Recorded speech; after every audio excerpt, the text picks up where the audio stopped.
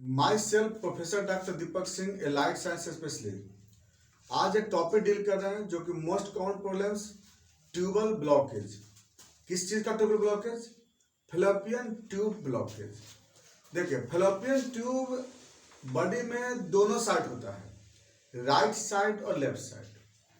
तो ये जो फैलोपियन ट्यूब या तो एक तरफ भी ब्लॉक हो सकता है या दोनों तरफ ब्लॉक हो सकता है, यूनिलेटरल या बायलेटरल। अब ये ब्लॉकेज कैसे होता है, इसको देखने के लिए थोड़ा सा हमको स्ट्रक्चर पे ध्यान देना होगा। हम अभी एक तरफ का बना रहे हैं, ये हम लोग एक तरफ बना रहे हैं, ये लेफ्ट साइड का यूट्रस है या ये फैलोपियन ट्यूब है, ये है ना। यहाँ पे यूट्रस है ये,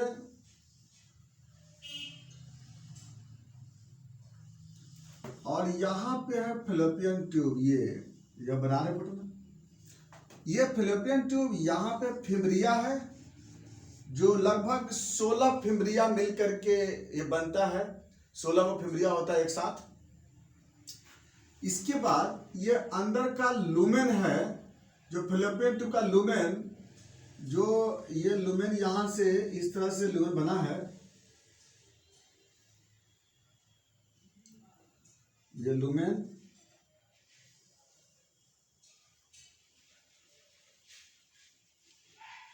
और ये आकर के ओपन हुआ, कहाँ ओपन हुआ है? यूट्रस में आकर ओपन होता है।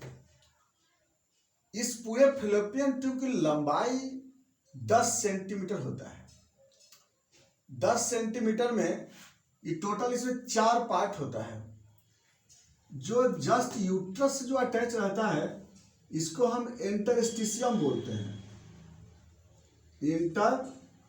इंटरस्टिशियम है ना। यह होता है जो यूट्रस से अटैच है, यह होता है 1.25 सेंटीमीटर। ठीक है।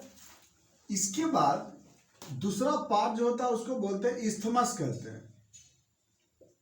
इस्थमस यह होता है 2.5 सेंटीमीटर। और इसके बाद जो सबसे बड़ा एरिया होता है, इसको हम एम्पुला बोलते हैं।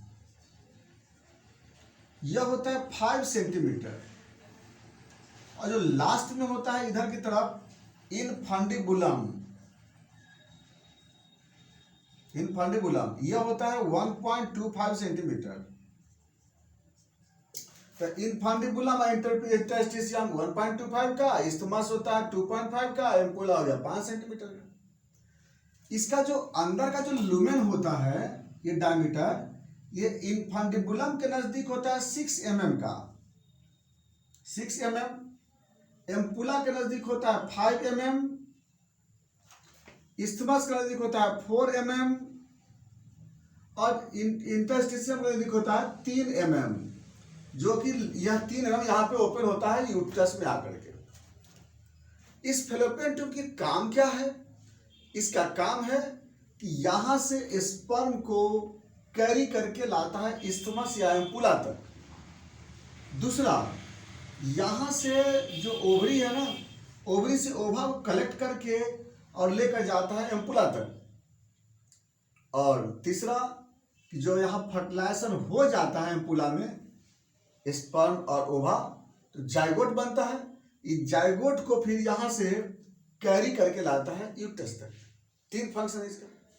तो इतना इसका डायमीटर है ना, जो सफिशियंट है इस चीज को कैरी करने के लिए। क्योंकि जो स्पर्म का साइज देखते हैं, अगर बाय द वे स्पर्म का ये होता है 0.05 mm, यानी 50 माइक्रोमीटर। और मिलीमीटर में 0.05 mm। ओवा 0.12 से 0.2 mm। जाइगोट सेम होता है। इसका मतलब कि जो फैलोपियन ट्यूब का जो ओपनिंग है, उसमें इतना अच्छा ओपनिंग है जो कि इसको कोई भी डिस्टर्बेंस नहीं होता है। लेकिन अब दिक्कत क्या है कि यही ओपनिंग अगर ऑब्स्ट्रक्ट हो जाता है किसी कारण से, तो उसको हम लोग बोलते हैं ट्यूबल ब्लॉकेज बोलते हैं। अब क्या है, यह ट्यूबल ब्लॉकेज ये 3 तरह का होता है। अकॉर्डिंग टू लेवल के अनुसार से। तो 3 वेराइटीज के ट्यूबल ब्लॉकेज होते हैं।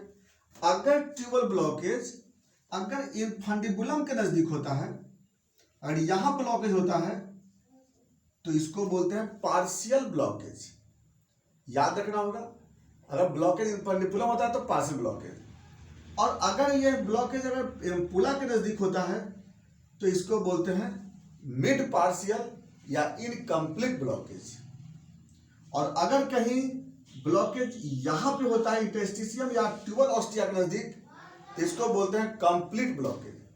देखिए यहां ब्लॉकेज अगर हुआ, थोड़ा ही ब्लॉकेज हुआ लेकिन कंप्लीट हो जाता है, क्यों? मेन रास्ता है नहीं। तो यहां ब्लॉकेज है तो कंप्लीट ब्लॉकेज, और इधर ब्लॉकेज है तो पार्शियल ब्लॉकेज, बीच में है तो मिड पार्शियल या मिड इनकम्प्लीट ब्लॉकेज। तो ट्यूबल ब्लॉकेज 3 वेराइटीज के होते हैं। अब बात करते हैं इसके कारण पे। तो जो कंप्लीट ब्लॉकेज है इसका कारण क्या है?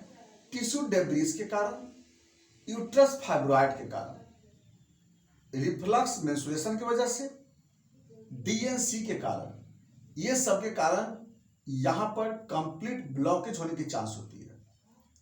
Number 2, mid blockage. Mid blockage में ज्यादा चांस होता है क्या चीज का?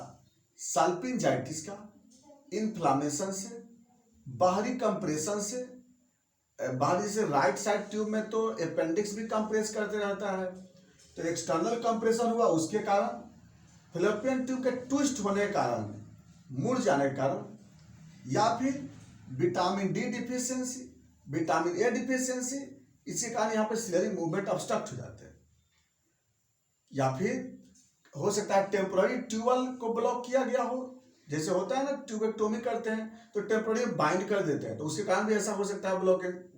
इसके बाद कोई अगर इन्फेक्शन हो रहा है तो जैसे गोनोरिया का इन्फेक्शन, क्लेमाइडिया का इन्फेक्शन, तो इसके कारण क्या होता है यहाँ पे ब्लॉकेज हो सकता है मिड में। और अब आते हैं पार्शियल ब्लॉकेज। पार्शियल ब्लॉकेज में जो हो सकता है कि जो फिब्रिया है वो आपस में अटैच कर गया हो, आपस में वो जुड़ जाता है। हो सकता है कि ट्यूबरकुलोसिस का इन्फेक्शन है, इसके कारण भी, इंडोमेट्रियोसिस के कारण। हालांकि इंडोमेट्रियोसिस के कारण पार्शियल ब्लॉकेज भी होती है, यहाँ पे जो मिड पार्शियल है वही ब्लॉकेज होता है इंडोमेट्रियोसिस के कारण, और इंडोमेट्रियोसिस के कारण ये ब्लॉकेज होती है। ये सब कारण जो होता है ना ट्यूबल ब्लॉकेज का बहुत सारा है। अब क्या है, ओबेसिटी भी इस फैक्टर आता है, डायबिटीज मेलाइटस भी है, स्ट्रेसफुल लाइफ है, इस सब जो है ना ट्यूबल ब्लॉकेज का मेन कारण बनता है। अब बात करते हैं इसके सिम्टम पे। ट्यूबल ब्लॉकेज का सिम्टम क्या होगा? ऐसे इसका कोई सिम्टम नहीं है, एसिम्टोमेटिक होता है, लेकिन जो कारण है उसके कारण कुछ सिम्टम मिल सकता है, जैसे गोनोरिया है, क्लेमाइडिया है, इन्फेक्शन है, तो इसके कारण हो सकता है कि जो जिस साइड में ब्लॉकेज होगा उस साइड में हो सकता है कि थोड़ा सा पेन होगा, माइल्ड पेन, और टेंडरनेस मिल सकता है, वहाँ पे लंप मिल सकता है, और कभी कभी हो सकता है कि डिस्चार्ज भी अब मिल सकता है, लेकिन डिपेंड करता है कॉज पे। अगर हम इसको देखना चाहेंगे एग्जामिनेशन से तो कुछ पता नहीं चल पाएगा हमें ऐसे एग्जामिनेशन से।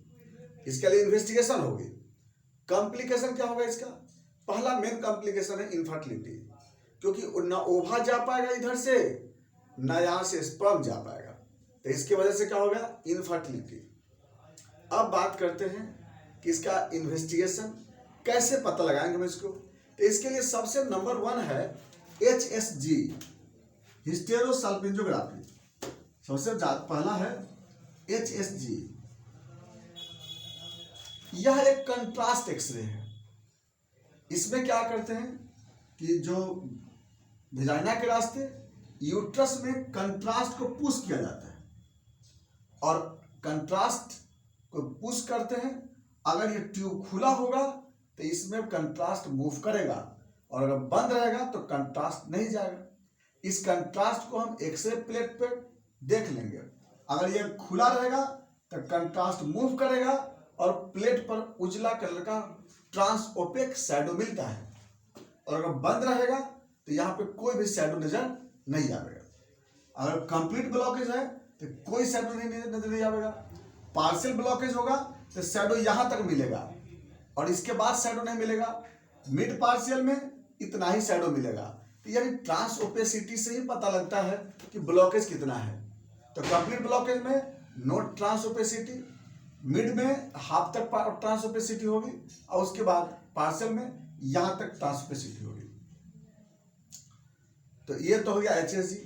कभी कभी HSG में फॉल्स आ सकता है 5%। क्यों? क्योंकि जो कंट्रास्ट होता है थोड़ा पेनफुल होता है, उसके कारण हो सकता है कि स्पाज्म हो जाता है, तो कंट्रास्ट नहीं मूव करेगा तो फॉल्स आ सकता है। लेकिन कभी कभी दूसरा, इससे ज्यादा कंफर्म करने के लिए क्या करेंगे, SSG, सेलाइन सल्पिंजोसोनोग्राफी। इसमें क्या करते हैं कि नॉर्मल सेलाइन को पुश करते हैं, अब पुश करने के बाद सोनोग्राफी करते हैं। तो अगर फ्लोपियन ट्यूब बंद रहेगा तो यहाँ पर सेलाइन नहीं मूव करेगा, और खुला रहेगा तो सेलाइन मूव करेगा। इससे पता लगा लेते हैं। तीसरा तरीका होता है लेप्रोस्कोपी, लेप्रोस्कोपी सल्पिंजोग्राफी। तो लेप्रोस्कोप के द्वारा भी हम लोग देख लेते हैं इसको। तो ये बहुत अच्छा तरीका होता है इन्वेस्टिगेशन करने का। बाकी इसका ऐसे ट्रीटमेंट क्या होता है इसमें कि DNI कर करके, डायलेटेशन इंसफ्लोरेशन कर करके, और इसको क्या किया जाता है, जो इसमें CO2 के द्वारा इसको ओपन किया जाता है। दूसरा वायर मेथड है, इंडोस्कोपी वायर मेथड से क्या करते हैं, इसको ओपन करते हैं। तीसरा होता है सल्पिंजोप्लास्टी प्रोसेस है, इसके द्वारा भी जो पाथ है उसको मेंटेन करते हैं।